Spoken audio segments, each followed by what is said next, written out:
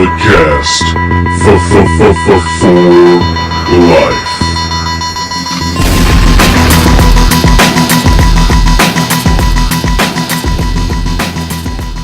Oh, hello. Ladies and gentlemen, the Podfather is here. It is June 28th, 2018. It's a Thursday. You know, it's early afternoon, about 1 o'clock, 1:09, something around there. Ladies and gentlemen, you can tell by the title why I'm here. Today is the 20th anniversary of the Mankind versus the Undertaker Hell in a Cell match that occurred at King of the Ring 1998. An event that's just strictly known for this match and the most famous the most famous spot in wrestling history, and of course, probably one of the most famous calls in wrestling history. But that King of the Ring '98, it was decent. You know, I believe Ken Shamrock defeated The Rock in the finals to become that year's King of the Ring. Some other matches that happened as well were, if I can remember, you had X-Pac with China going up and defeating Owen Hart. You had the New Age Outlaws with China defeating the Midnight Express. Bob Holly, let's not forget, was with the new Midnight Express, and they were accompanied by Jim Cornette. You had The Rock defeating Dan Severn. You had Ken Shamrock defeating JEFFJARRE That's Double J Jeff Jarrett. I'm sorry, I love doing that. But let's get into the real reason why we're here, ladies and gentlemen. The Mankind versus Undertaker Hell in a Cell match. I believe this was the third Hell in a Cell match in the match's history. And ladies and gentlemen, I'm gonna be honest with you, I had never seen the length in the match in its entirety until today. I've always seen that famous spot of him being thrown off the cell, which we're going to get into, him being thrown through it, and a couple thumbtack bumps. Alright, I've always seen that. I've never watched this match in its entirety. And I was like, you know what, if I'm going to do this if I'm going to do this 20th anniversary podcast, I'm going to have to do this match justice. I'm going to have to watch the whole thing. Alright? I'm going to have to watch this whole match, and let's really look at it. I mean, this was a great match. It really was. Not just for the bumps, but for everything else that happened. And I mean, let's just get into it so I don't ramble on anymore.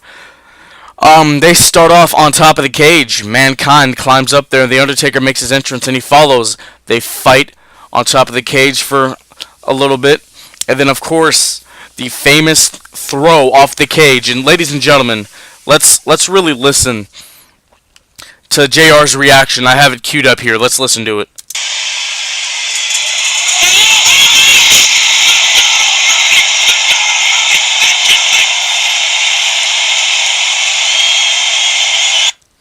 Ladies and gentlemen, the fans, they popped huge. They popped massive for that.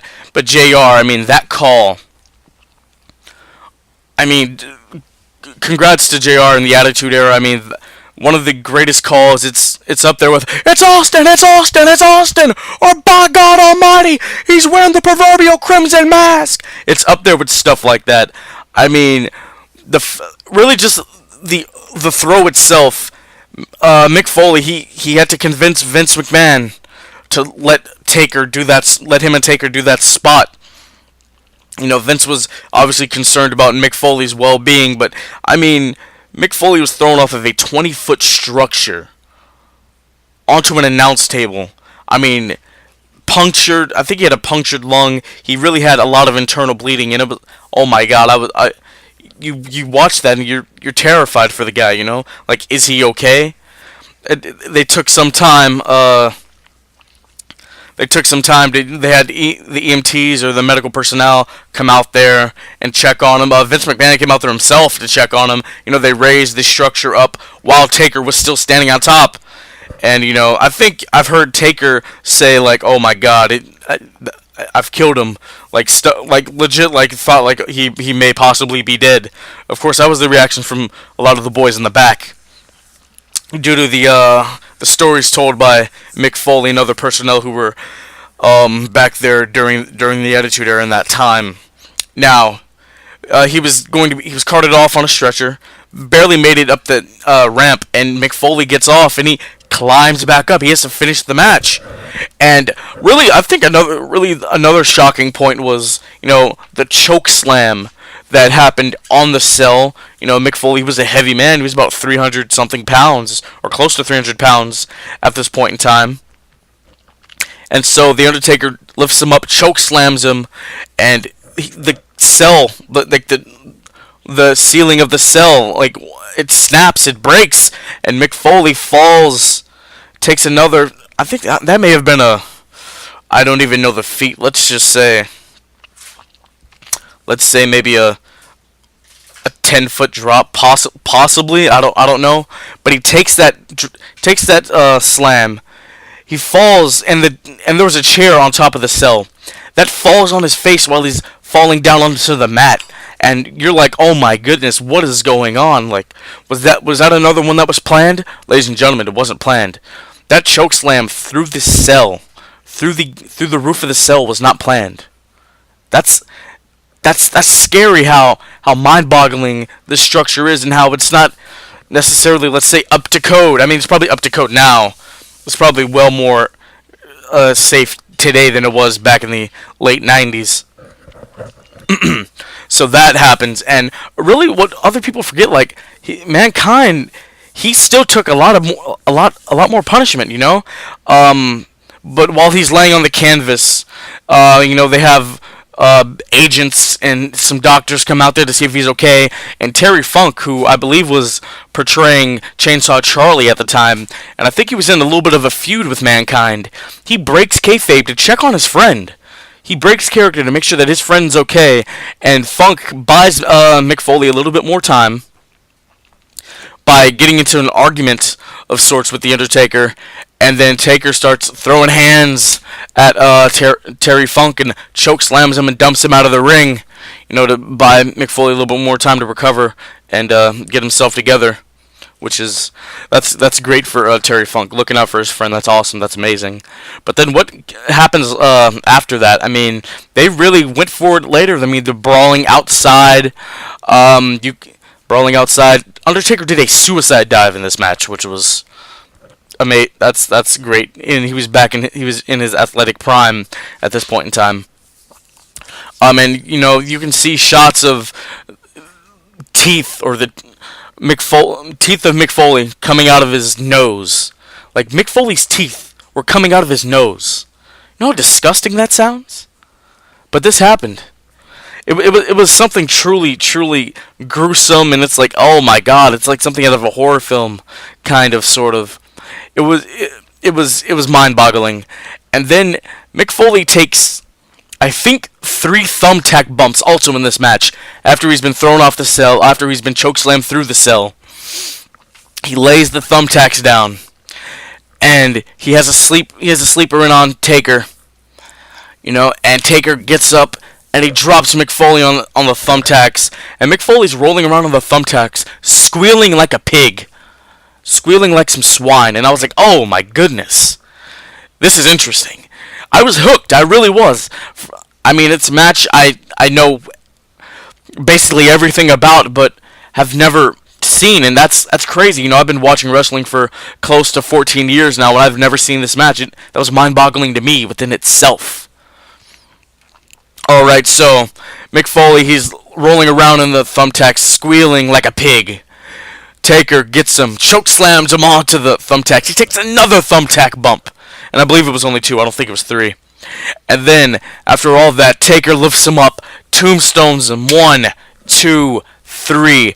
The match is over. The Undertaker is victorious in this unbelievable, gruesome hell in a cell match. And ladies and gentlemen, this match was 17 minutes on the dot. But if that wasn't enough, if that wasn't enough for Mick Foley, people, they told him to stay backstage, get some medical attention, please. His wife and his kids must have been terrified. Actually, they were terrified for him taking all of these drastic bumps and spots.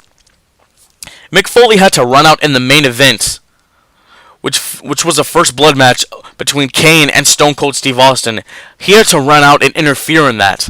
And he still did.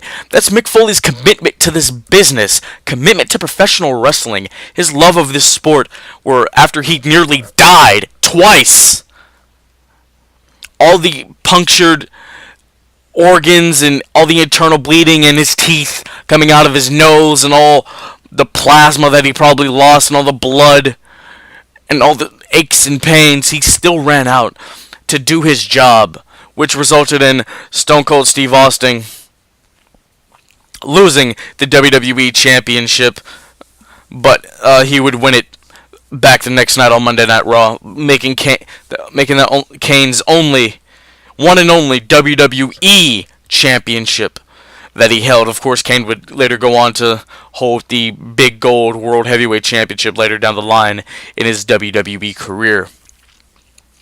But seriously, I mean, the thought that Mick Foley would go through all that, it's mind-boggling to me. It really, really is.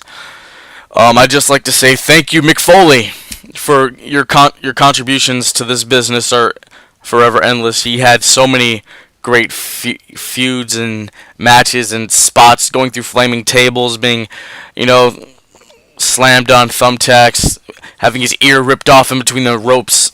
I believe that was WCW or that was in Japan. I can't exactly remember. I believe it was WCW. I think I said flaming tables, tacks, being put through. I think he went through the cell again when he faced Triple H back in 2000. I think that was out of No Way Out in 2000. Yeah, I mean, so Mick Foley, thank you. Your contributions are endless. And, of course, The Undertaker putting on a barn burner with Mankind. That was awesome.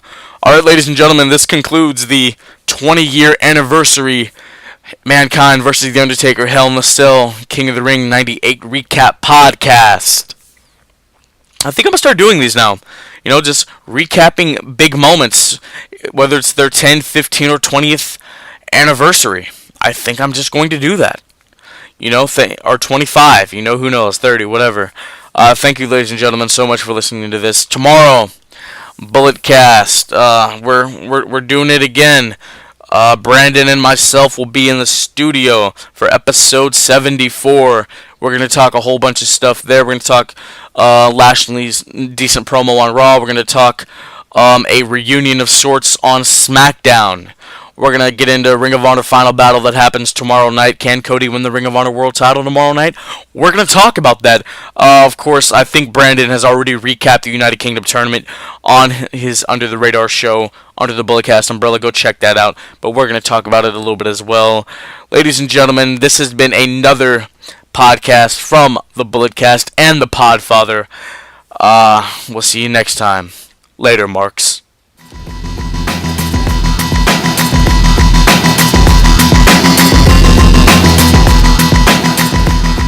This has been the Bulletcast. Thank you for listening.